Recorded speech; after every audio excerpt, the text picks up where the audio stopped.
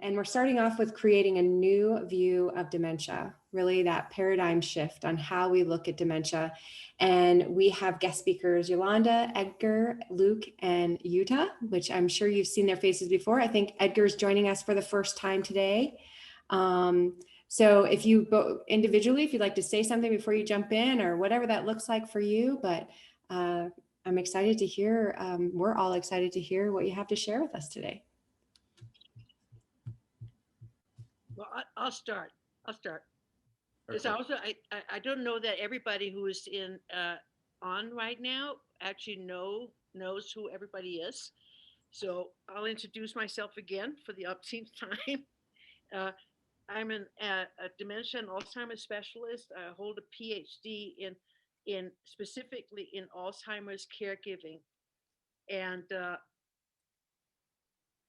management. Actually goes beyond that. So, and one of my specialties, my thesis was on our environments, our housing, and our whole approach to that. So this is right up my alley.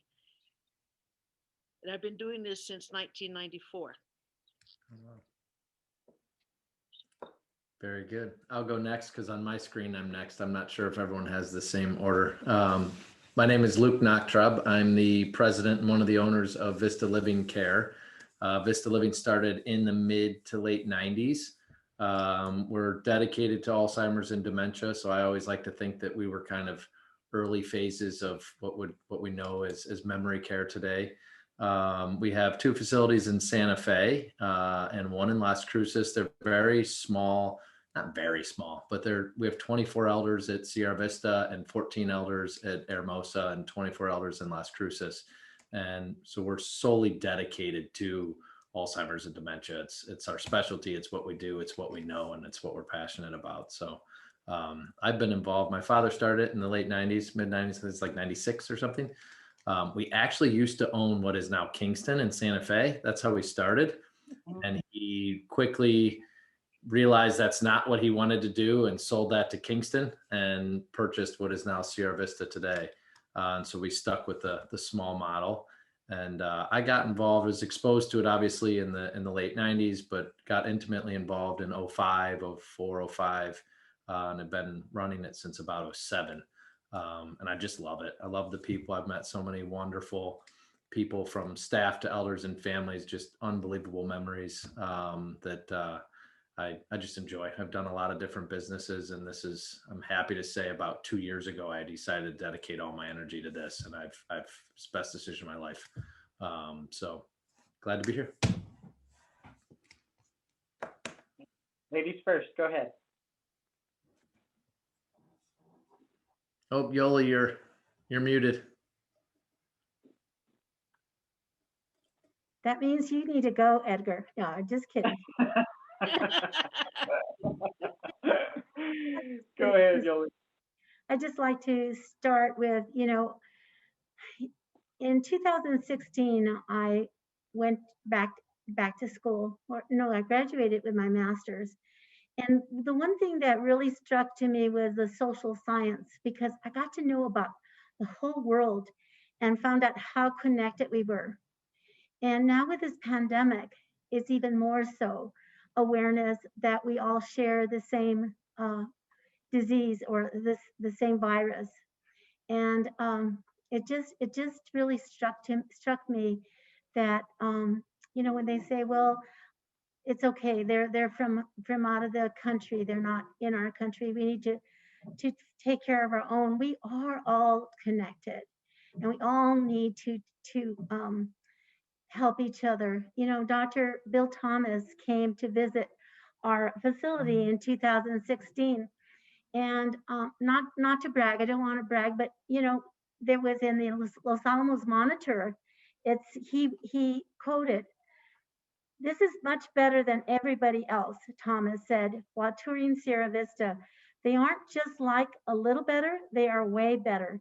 They have a commitment to the heart and soul of care. Other places commit to medicine, treatment. Here they commit it to the heart and soul of the person, and that's why it's different." And that just really holds close to my heart, only because now with this pandemic, a lot of the families have shared the that they felt the love in our home, and that was just tremendous for me to hear them uh, give me, talk about that. And I just feel that in practicing the eat an alternative, uh, it's a that it's a philosophy, not a program. And I think Dr. Bill Thomas has been um, so opened in a lot of his TED talks, and just sharing with people, because he is a geriatrician, and he has so much expertise. He started in the 1990s in a nursing home in New York, and that's when he really first found out about the loneliness, and it continued to study that. When he said, I was just really proud, I was going into this elder's room, and I went to ask her, how's your rash, how are you feeling? And she's like, I'm okay. And right when he's getting ready to leave, she grabs his hand and she says, I am so lonely. And wow, it was an eye opener for him, and he continues to uh, expand his work with Eat an Alternative. I just love it, because the opportunity we have free sessions, and of course we have to pay for some. But during this pandemic, we got together as whomever wanted to chime into uh, uh, the gatherings on Zoom. It was wonderful to hear from all over the world, because there's hundreds of homes that practice Eat an Alternative, and it was amazing to that we all connected, we all have the same issues, and how can we come up with a with with a with ways of improving our homes. And I know we're going to start again. It's going to start up again. And I just feel the camaraderie was wonderful. And so that's all I got to say on Edgar. It's your turn. Really quick, Yoli, I just want to say you are a huge part of the love of that home. I know I get to see it, and not everybody gets to see that. I know a lot of people here know you, but you are a tremendous individual that brings a lot of smiles and laughter and heart to that place. So Thank you, Luke.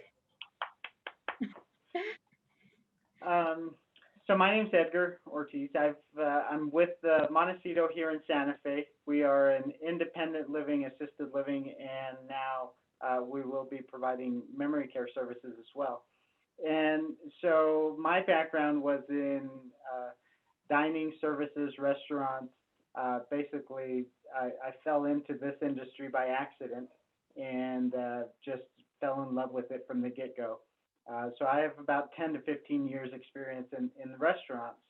And as working through that straight out of high school and everything, the workload was heavy and long hours and all of that. And I said, well, I think it's time to make a change.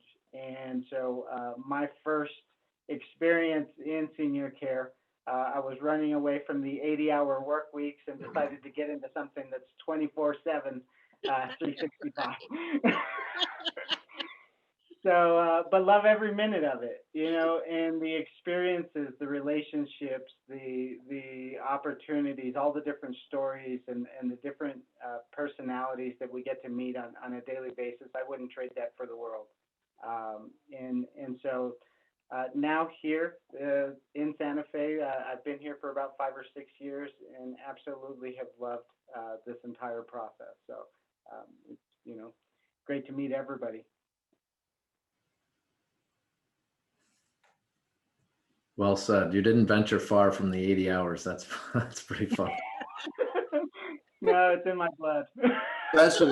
Especially with COVID, the working hours are all blurred now. I don't know when I'm not working. They just don't stop. It's just one long hour.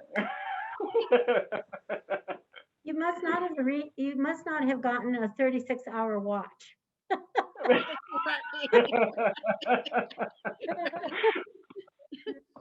And actually, I think, Edgar, I think hospitality services are great preparation for this, because your focus is not on the medical, it's on the person again. That's correct. And You so know, when I got into the business, I started as a dining supervisor or a chef, and one thing led to another. I was in that position for several years, and during a change of ownership, I was given the opportunity to become the administrator or the executive director of that community. And that was my first comment to the new ownership group is, you know, I don't have a clinical background. And they said, don't worry about it. We have a strong nurse. She's going to take care of that part. And all you've got to do is continue to meet the needs of the residents and the families and the employees and keep building those relationships and really just kind of be that people person. And I think that's one of the biggest things that has kind of helped me throughout the process and throughout this entire time is because this is definitely a relationship type of or it should be industry. You know, that's what we're doing. We're not selling widgets. You know, we're taking care of people, and so that's very, very important from top to bottom. You know, that's what we're all in it for, and that's the key thing to what we do. And right now I am broadcasting from your new memory care, by the way, because my Wi-Fi at home is terrible. So thank you. Yep. And also for everyone, Montecito is actually going to be practicing the Montessori method. Correct. And I haven't asked Bill Thomas about this, but I bet you that's where he started as well. Because it's basically Eden is Montessori and Montessori is Eden, you know, but yeah, and I'm delighted because we need to do that. We need to just, there's no reason why not. Mm-hmm. And I don't know about you guys, but I would suspect that it actually takes a lot less energy to practice Eden philosophy or the Montessori philosophy. Because you don't have as many conflicts, you don't have as much stress. Am I wrong on that, Luke and Yolanda? You gotta argue with me. Well, I would really like to study a little bit more about Montessori. When I went to school, I studied the Eden. That's what I chose to study, and just wanted so much to be part of. I realized Sierra was the only one in the state that practiced it, and but I would like to read more on Montessori. I know that the schools are famously known for the one-to-one with the children, but I don't know anything about the actual elder care. But I hope that I can do a comparative, you know. And what my boss said to me one time, she said, you know, it's all about our values and our and how we treat people. And she says, is it Montessori? Is it Eden, or is it just human nature and how we have the dignity and treating people with love and respect? You know, that's what my mom taught me. But you know, so we have a lot to say about that too. Yeah. For us, Jytte, when we came across Eden, it was a no-brainer. And I know, Ruth, you were pretty intimate in it at that time. It was something we related to. So part of me feels like it's what we always did. Now we have a plaque that says we're associated to Eden. But it just made sense to us. Like, I know when we were filling out the application, well, we do this, we do this, we do this, we do this. And they've obviously, I don't want to take away from that, because they've added tremendous value of continuing education and perspective, and you know, how we talk in the homes is different and stuff. So there's tremendous, but a lot of what we do is what we always did. So I don't know any different than that. So I don't know if it's easier or not easier. Yeah, that's why I suspect that Bill Thomas and Jude, his wife, we need to give her credit, because she was. Yes, they're co-founders. She may actually have been the main force behind all of this. But that's where they got it from, or at least where they started as a foundation, because it's the same thing. Yeah. It's based on on individualizing care, of course, and respecting the wishes and all that of the individual, and starting from their interests and their point of view with everything that we do. So, like with You know, activities, for instance, which is kind of my specialty, uh, you start with, and I practiced Montessori as a teacher for years. You start with the interest of the person, because when you do that and then help them expand, when you do that with a child, for instance, all they see is that they're just learning more that fits into what they already love. Mhm. So they succeed versus And them, and, versus spoon feeding people. and I right. know And for us, I think it's one of the biggest difference is the delivery of the care or the service. I get to see our residents age in place, from the minute they're, when I assess them at home or at another level of care, and then they move in through independent living, assisted living, and then now memory care. The delivery of the service in independent living especially is much more of, let's just say, restaurant style and or hospitality, where you're delivering a service to the individual, versus the type of care that we're providing now with the Montessori program for those residents is it's purpose driven. And rather than us just delivering a service and giving them 100% of us doing the action or completing the project, we're allowing them to be in the driver's seat. And so they get to decide, what their day looks like.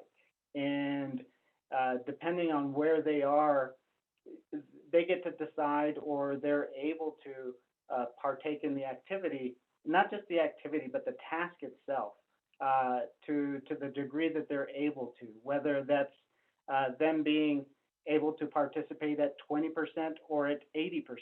And then we fill in the other gap. But at the end of the task, when it's completed, they still get 100% of feeling like they've accomplished something. Whether they've done 20% or 80% of the task, they feel like they're still in control. And we all know that for a lot of our residents, their greatest fear is the fact that they are losing control and or some of their independence. And for us to be able to give that back to them is huge. The way their faces light up, their personality, their body language, the way they react to not just us helping or providing the service, but to be part of what their day looks like, and they get to be in control. And that's the biggest difference, I think, between traditional just providing a service to actually putting a philosophy in front of them that helps them continue to be who they are. And what's important is like the Eden alternative. This is their home. And I'm amazed. I had somebody just move in and he came from some other facility. And he says, I just can't tell you the difference between yours and the other facility. You have so much love and you have so much caring.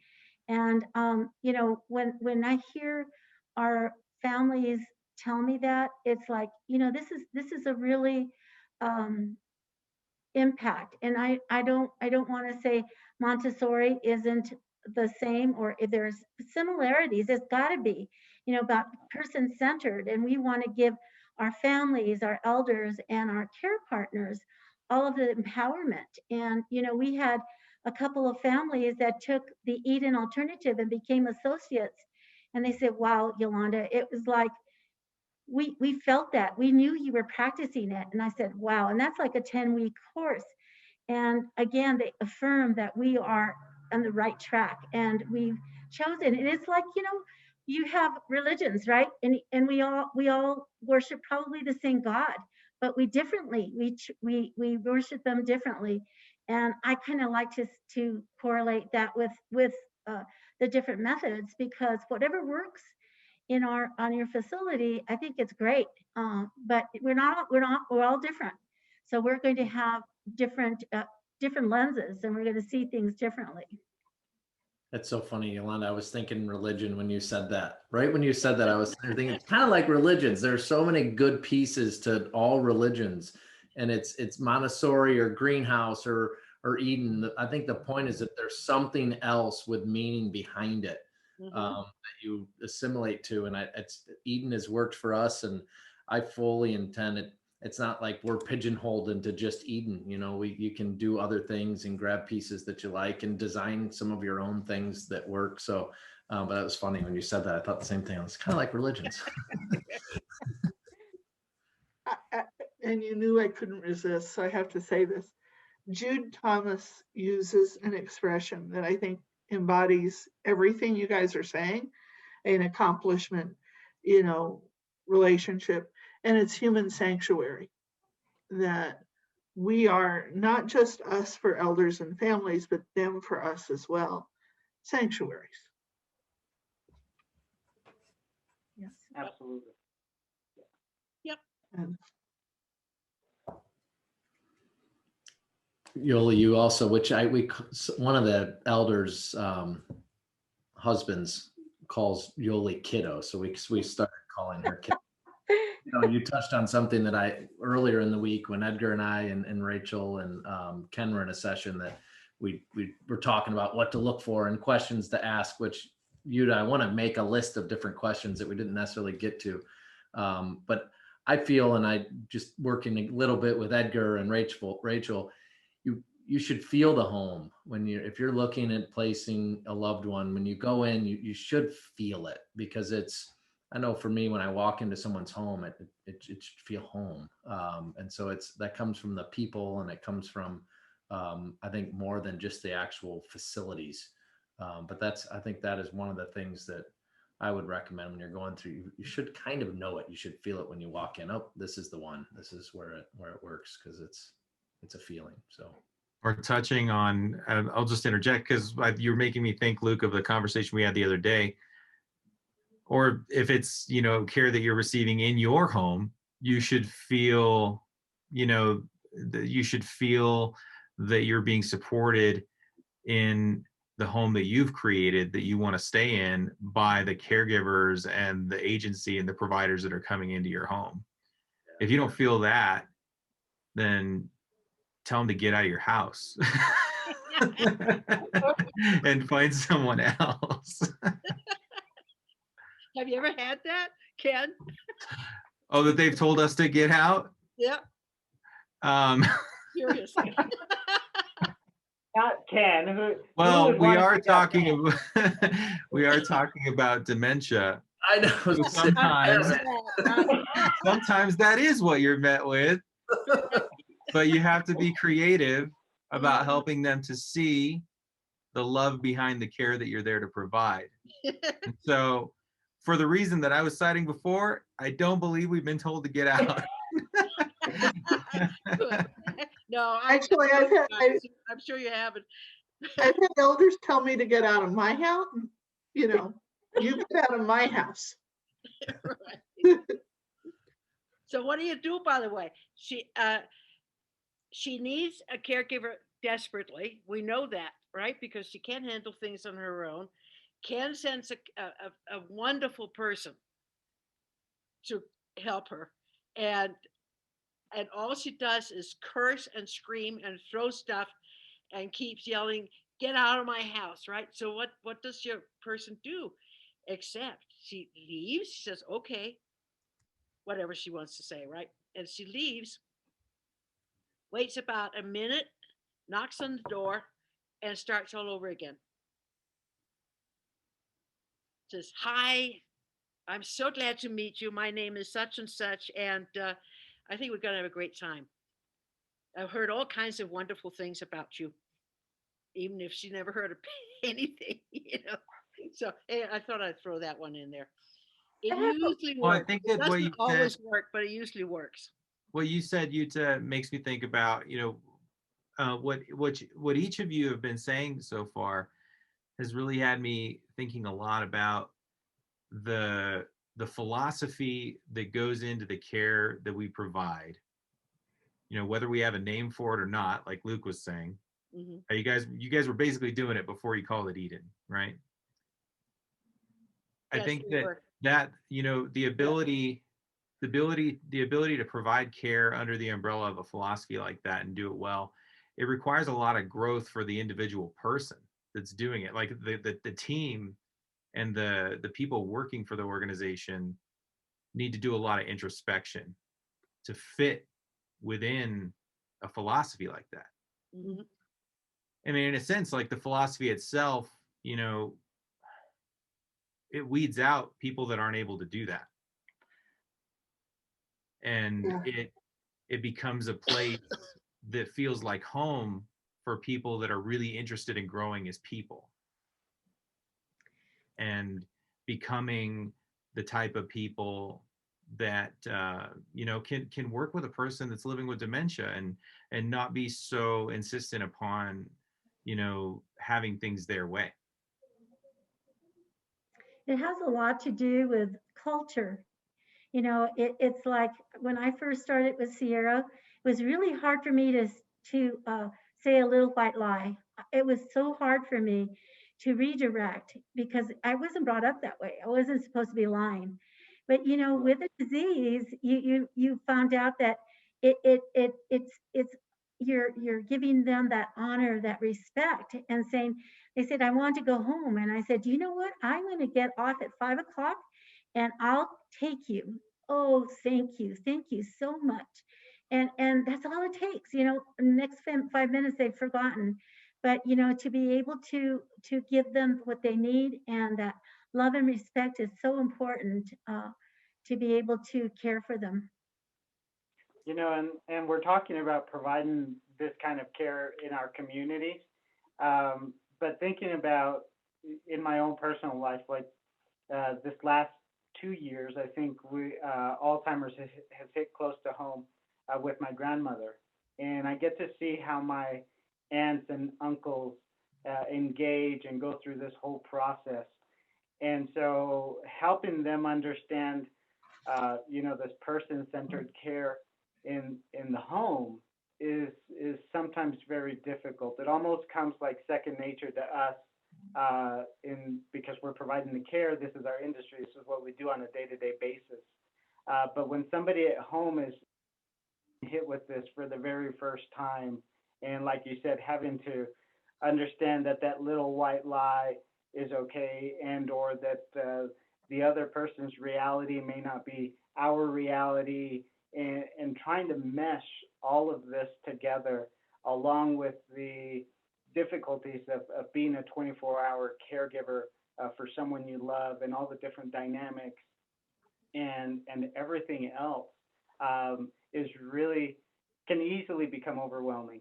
And so I know that a lot of caregivers at home who are caring for their loved ones are kind of having to go through having to figure out how to sort all of these issues out on their own without the training, without the information. And so that's critical for our outside community to be able to get this assistance or this help before they get to our communities.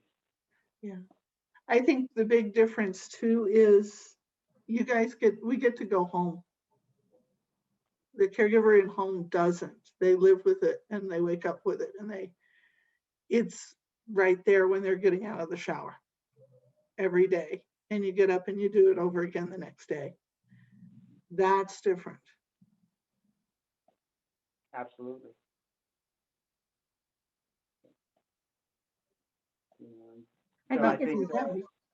I think, you know, right now, one of the things that COVID has really interfered with is respite stays.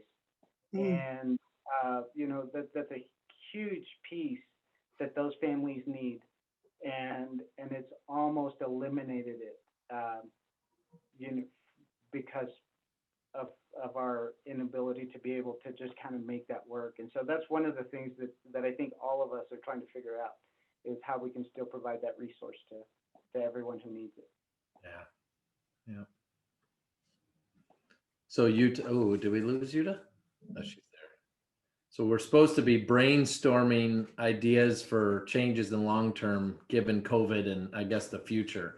Edgar, where do you see COVID impacting long term and kind of ideas for the future in long term care?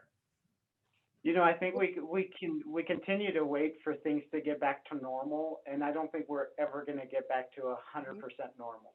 I think those days are gone, and we've now had to, like in the past, shift gears. I've been in the industry now long enough that I've seen it change. You know, we talked about the early 1970s, you know, with the institutional type nursing homes and that mentality, and trying to get people educated on what this industry has become now. And so I think we're in that shifting point where there's going to be a new, something else is going to come of this. And so I think we're having to understand how important connection is and how important communication is with families. One of the biggest changes is we've always dealt with out-of-state families who have never really had the opportunity to see their loved ones on a day-to-day basis because of a geographical distance. And I think, you know, on the bright side, I think COVID has forced us to be able to kind of close that gap somehow, where in the past that may have not been at a top priority. And so we've had to find different ways to keep those communication lines open, whether it be texting pictures or phone calls, or now, you know, digital video chats. And I think that's now going to be something that's just going to become normal in all of our communities. And so even if COVID goes away, those long distance relationships can still be kept closer than they have in the past. Yeah, there's no question that this forced us all to get creative on connection. And this conference is a perfect example. I mean, Larry's in Toledo, Oregon right now. I mean, this wouldn't have happened a year and a half ago. It's really, really pretty cool. You're right. I think a lot of that will stick for sure. Hey, Luke, it's Oregon. Oh gosh, yeah, sorry. So we have Oregon as a suburb of Toledo, Ohio. So that's why I say Oregon. You're right, Oregon. Yeah, So, Oregon. So just so if you ever come up here, nobody will look at you funny. So you're so right. That's funny.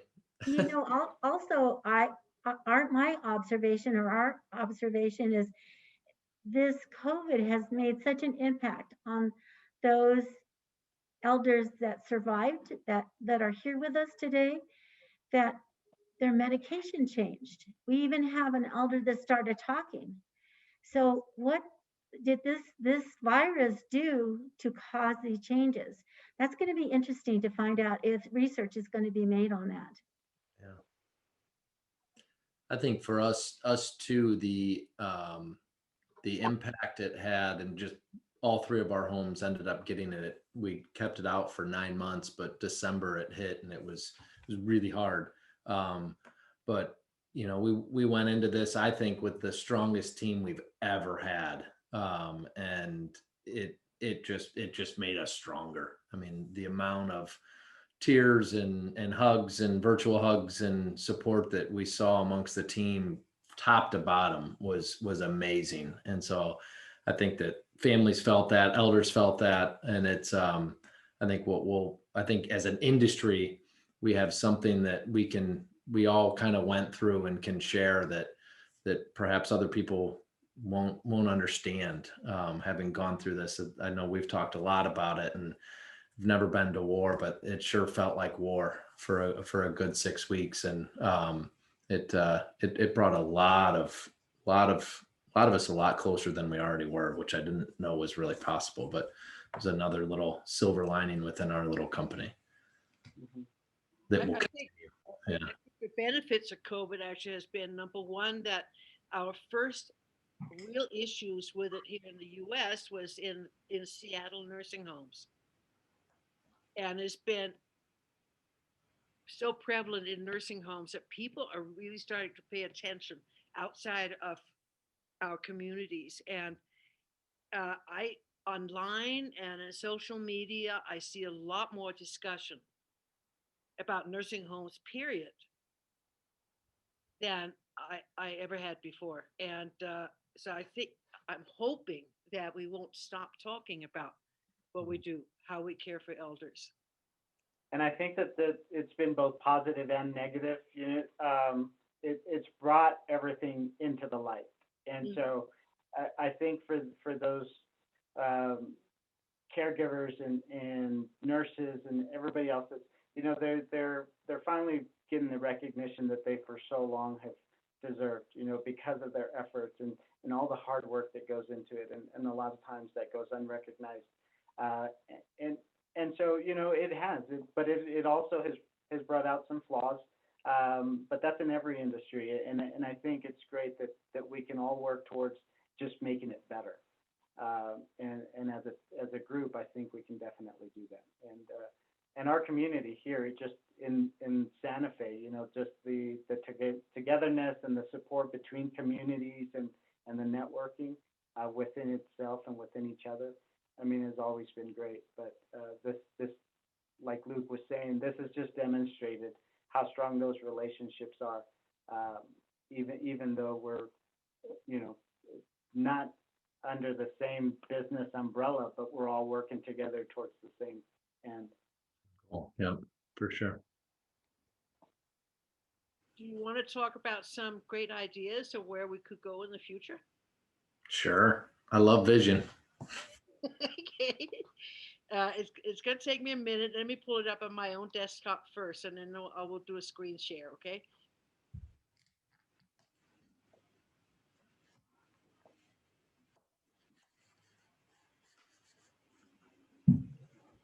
Talk amongst yourselves. Remember that character on Saturday Night Live? Talk amongst yourselves. We need Gail to do some improv. Yes. Be here. I have a question. This is Sue for any of the people from different organizations. My parents both were in long-term care facilities. My mom ended up in Austin, but they were in Denver. And it was one of those, I'm a hospice nurse. I thought I had some things already figured out, but sudden things happened really quickly from rehab and they couldn't go home. And I really had a difficult time quickly finding resources of where in another place. I wondered if there was a national directory, because now my husband has Alzheimer's, and I'm guessing at some point, I don't know, because then you're limited by if they have long-term care, which George doesn't, but financial stuff. But I don't know if there's any resources, because I've also had patients who've asked me that as a hospice nurse, and I'm just curious if at some point that was addressed and I missed it because we missed a couple parts, or. I can talk a little bit and then you guys chime in. Most communities have some sort of long-term care aging resource center that will represent kind of a local thing. We talked about this a little bit earlier in the week. You've got the different Eden, Montessori, those types of places. If you believe in some of those philosophies, you can start there and then look at, okay, do I have one of those around me? One of the things with this industry, and I think we represent it well right here, is it's a very fragmented industry. So you have small moms and pops, which I'd like to think that we're not a small mom and pop, but we really kind of are.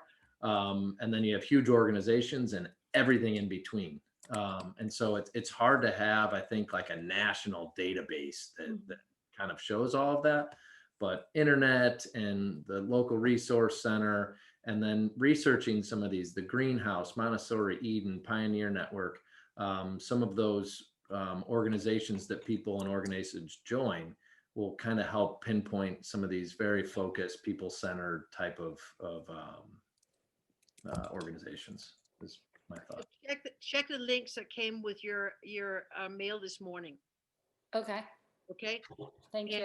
And if you don't see anything there, or if you want more information, you can email me. You can email any one of us. Thank you. Okay. And we'll, Yeah. because we definitely, if there's more good stuff out there, we want to know.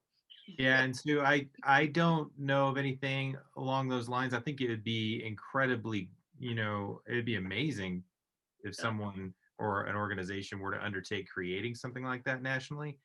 But like Luke was saying, everything's so fragmented, and then also state to state regulations are so different that different entities, they just exist in a totally different capacity in other states, Yeah. state by state. So Yeah. like for Even home care, for statewide. instance, If I like, could, I Googled Colorado where my parents lived and tried to find things in, just even in that state, but aging had this and, the senior citizen, anyway, it was They have hard. meetings up there too. I was thinking like with regard to like what we do for home care, because we're non-medical home care, Right. but even non-medical or custodial care in other states has to be licensed through the Department of Health. Whereas through New Mexico, in New Mexico, the Department of Health doesn't want anything to do with these organizations. So they just need a business license, which is kind of crazy. Yeah.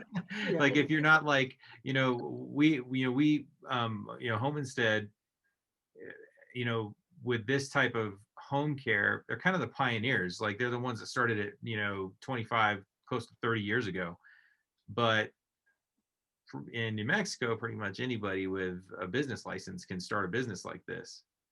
And but all that to say, yeah, it's a different soapbox. But that's part of the fragmentation that Luke is talking about in my area of expertise. That it would be kind of hard. It'd be a huge undertaking to do, but I could see how it'd be really valuable. Mhm. And another resource for families, if I can just throw my 2 cents in, and there are 3 people on this call that are really good examples of this. David Davis with Memory Care Alliance, Sharon Lewis with Stress Busters in Utah. They all have contact with places, and they all really keep up with what's going on out there. What was the second one you said? Sharon Lewis, Sharon it's a Lewis. group called Stress Busters, Okay. and they do classes for family caregivers Okay. to help reduce stress and deal with coping mechanisms, and they're awesome. But her, David, and Yuta, they know what's out there. The hope The other as thing well. is, and Gail mentioned, is the ombudsman. Every state has ombudsman's programs, and they would be good resources as well. Yes, Absolutely. and that's the New Mexico Aging and Long-Term Disability. That she mentioned that also, and the counselors there are, they give you resources and they're wonderful. I mean, they go out and beyond to try to help you. Thank you. Very helpful information. Even NIH, by the way, National Institutes of Health. Just look it up. Look it up. Care for senior care facilities or whatever you want to do. They're very easy to work with online. Okay. Yeah. It's anyway, finding, found like, my I got steered in Denver to, I can't remember what it's called, but it was a highly recognized with, they said, a 5-star rating that we could possibly afford in a big stretch for my parents. Sunset Assisted Living, is that the name of it? Is there a Sunrise? Sunrise. And it was not a great experience. Right. And as a nurse, I stayed there forever, and I talked to the executive director, because I'm a manager, and said, how can you not have a ratio of anything for your patient? At night, there were 2 caregivers for 3 floors. Alzheimer's was the only one, 2 for 3 floors. It was ridiculous. They couldn't, my parents would fall at night, and I said, this is really should be illegal. And she finally confided in me that there were no regulations. They didn't have to tell, and she wanted to know how I found that out. I became friends with the caregivers, and I asked them, why do you take so long to answer a light? You get here in 40 minutes, my dad's fallen. And anyway, won't go into it, but there were so many things like that I tried to help. She said, Sue, do you want to be my assistant manager and help me work with the system? But this is the way it is, and money is the bottom line. And it was awful. I ended up quitting my job to go stay with each of them for the last 6 months, and hired Home Instead when I needed some relief to go back, because I mean, my dad was a minister, my mom was a nurse, and they didn't have a lot of money, but I couldn't take them home because I was in a wheelchair at the time, or I would have just done that, but it was not good recommendations I got. And so that's why for my husband, I'm trying to really, I thought I did due diligence, but this is really helpful. Anyway, thank you. I've taken up more time than I needed. Yeah, correct me if I'm wrong. I think the ratio, the state mandate ratio is 1 to 12. Luke, you probably Where? know. Yeah. 12 or 1 to In residential care, 1 to 15. I think it's 1 to 12. It used to be 1 to 15, and that's including memory care. But if you go into Vista Living, the rate, you know, and that's one of the things I stress with people when I talk about shopping. Whether they're shopping for in-home care, whether they're shopping for hospice, whether they're shopping for residential care, know what to look for. You walk in a place, hey, it looks great, nice furniture, it's been freshly painted. Who cares? You want to look at the staff ratio. Talk to the staff. How long have they been there? What's their background? Do the people seem happy? Do the employees seem happy? But you have always going to need to go beyond what the requirements are. And if you look at institutional living facilities, they are committed to only meeting the minimum. And when you're caring for a loved one, you want to meet the maximum.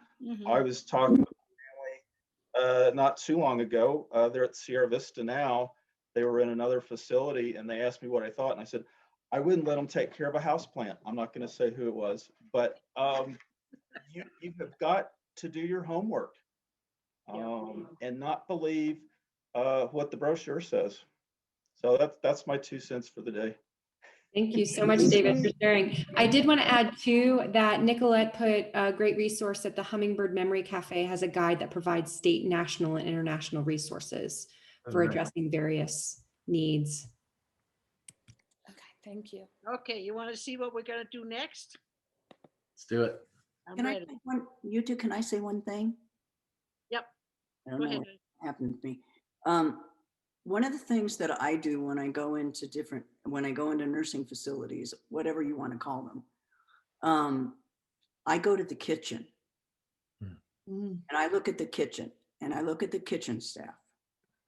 Because when I walk in there, if there's crap all over, excuse me, but that's what happens. If there's crap all over the place, I know this place is not a good facility. And if you have the kitchen staff taking care of the residents, which does happen, it's not a good facility. If they can't feed their residents well, something's wrong financially. And all you have to do is watch what they're doing in the kitchen, honestly, and watch what they're doing in the two things. Watch what they're doing on the dementia unit and watch what they're doing in the kitchen. And as soon as you see that, or even in the bathrooms, And if you can't, be a fly on the wall. Right, that's right. But all you have to do is just stay still for like 10 minutes and they'll totally ignore you. That's exactly right. And they start acting themselves. Of course, if you ask them questions, next to a silent person for that long. Yeah. So, if you start asking questions, they freak out too. That's the other part. And another resource is other families. Yeah. You know, talk to families.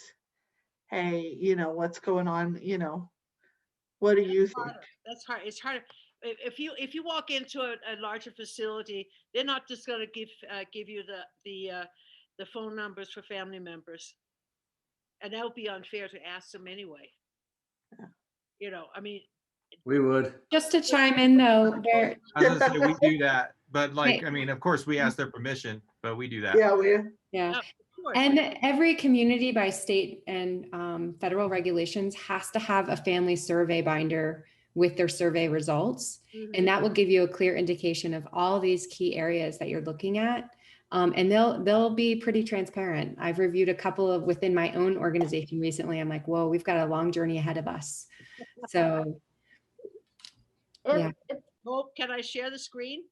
Absolutely, go for it. And I just want to be sensitive of time. We've got about 7 minutes left, but I know that this is an important topic, so let's go.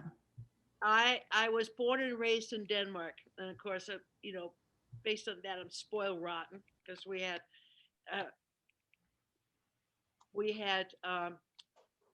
universal health care. As a kid, it was. Wait a second, I should be doing this as a bigger one. Can you see it? Okay. We cannot. You can't. No. Try again. This is what I want right here. Now can you see it? Half of it. There There, we go. Now? Yep. got it. Okay. Anyway, I was back there a couple of years ago, and I decided to go and visit different communities and facilities around the country. Started with the Eden Alternative in Copenhagen. Now, this is in the city, by the way, so you know, keep that in mind when you're looking at it. What they did was and this is true of the Dementia Village, which I'm going to share with you next, is they actually use an existing apartment building and turned that into an Eden. And one reason I really like that is that everything was very familiar. It was a very typical apartment building in Copenhagen, and I suspect the Dementia Village in the Netherlands did the same thing from the looks of it. And I think that's important. I looked up, and you can do it yourselves, look up Dementia Village in the US. And I was Oh, God. Sorry. It's Disneyland. I mean, who wants to live in Disneyland? You know, I could barely stand a regular visit for 2 hours, but to live in it, and it is. I did raise my hand. Oh, you're still a kid. Ken, you're still a kid. I'll live there for a while. You tried for a little bit. So anyway, they work very closely with the community around them. They grow their own. This is toward the end of the summer, by the way. So some of the veggies don't look too good, but they grow vegetables. You know, they grow salad stuff, and they actually cook with it, and they work with the community. All the planting projects were in cooperation with one of the local schools, and they also have a daycare within the facility itself. All these little kids running around. I loved it. And then they have this. I want you to see this, okay? First of all, I asked them about their locked unit or their secure unit. And they went, huh? What are you talking about? So I had to explain to them the systems that we use here. And they said, we would never segregate people within our homes. And, you know, so I'm going, okay. So as I was walking around, I was, you know, paying attention to what was happening with the residents, and obviously they weren't segregating people, and everyone seemed perfectly comfortable with it. Now, this the Eden has it first of all, the property is very large, and is fenced, but you are totally not aware of the fence. You know, so and actually I asked them about people getting out and, you know, exploring and all that, and they said, well, there's so much going on here that we haven't had that problem. Now this cottage, it's about, I want to say about 200 feet away from the main building, where everybody has free access to it. This is all for fun stuff, like here, okay? Guns. And this is for the residents, mind you. Now, you see the kitchen sink over here on the left? Because one of their residents loved to wash dishes. So they set up a kitchen sink, and made sure that he had dirty dishes. And then they had all this. And I'm saying, we would never allow this. Was that guns up there above the door? Yeah, it was a hunting rifle. Yep. Well, there's nothing in it. But I was gonna say, Luke, we have 3 acres. right. Dangerous with Alzheimer's if somebody is. But look at all this, and some people actually really enjoy making things with all these tools, but mostly they're just for the ambiance. They have, this is a rabbit hutch, and they, of course they have animals. The residents are all involved, not just in the daily care of the creatures, but also in shearing, for instance, the sheep. So they took that, they do weaving, and they, spinning and weaving. And here's another, and I'm gonna have to do this very quickly because 1 minute. Can I go over by a couple minutes? You have the next speakers online, Nicolette and Ken, and it's poetry and music and fun. They're presenting their probably be fine. The only thing is, Jytte, it feels like you're pitching for us to all move to Denmark. I checked into it on your behalf. They're really tough. It's very hard to get a visa. So, and it takes 7 years to become a citizen, and this country is 5. This is another. This is an 100-year-old nursing home, and it was beautiful. I could live there, and see the color back here behind the chairs, and then this one. And wow. These are skins. The photograph. But they're so realistic that you really have to get up on them and run your finger across it to see there's no texture to them.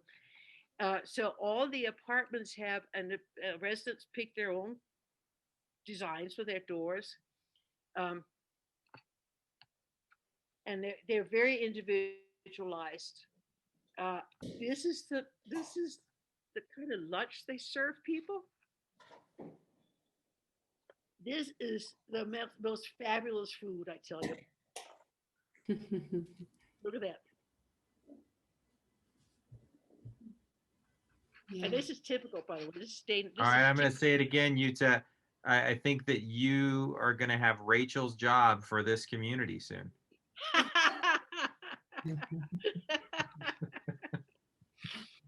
Okay, and very quickly, I'll just take. Hold on 1 second. Open this one up. You don't have to go far, Ken. We have goats and chickens. Good food. Trying to find some of our food. I mean, I have to say, I would never move to Denmark just because there wouldn't be chili. Yeah. Yeah. I was gonna say, no enchiladas. And Jytte, I just want to add something to you sharing this. It's very country-like, rural-like it feels. Like out in, when I was able to go to far, far west Texas, and there was 1,400 people living there. Individuals that were living with progressive dementias were still able to stay in their homes and venture out, and the community would actually guide them back to their home in the evening. Because it was just so small. And so it's kind of returning back to that village model and that small model. And, thinking though about those guns and just some of those tools, I think in Metropolis, we're really afraid of that, right? So because I asked them about accidents because the nurse, the one I just showed you has been in action forever. I asked them about accidents, and they said, people have dementia and they're confused and they lose their speech and all that, but they're not dumb. Certain things, if they used to handle tools when they were young, they haven't forgotten that and they're careful. So we haven't really had any problems. Okay, this is a Danish dementia village, one of them. They're building 2 more. They're not building because what they're doing is they're taking they bought a whole apartment complex. The city did. It's like 2 blocks from downtown. From the upper floor, you can see the main shopping street, and And I love that. And I love it's a regular apartment building. So again, it's very familiar to people. And this, where are we? Excuse me, guys. And this is how it's, they furnish it like a regular home, which is what you guys do at Vista too. I totally. Quick story. This guy was a homeless person who had lived in town forever, and they had tried forever to get him into a nursing home. They knew he had dementia, and that he needed help, he needed support, and he refused to go. So finally, when they opened this up, and he slept on the street. That was it. That's all we wanted. So when they opened this up, they actually went and talked to him again. So please come check it out. And so he finally came, and he said, okay, he'd consider it if he could build something. So that's what he built, by the way, for the chickens.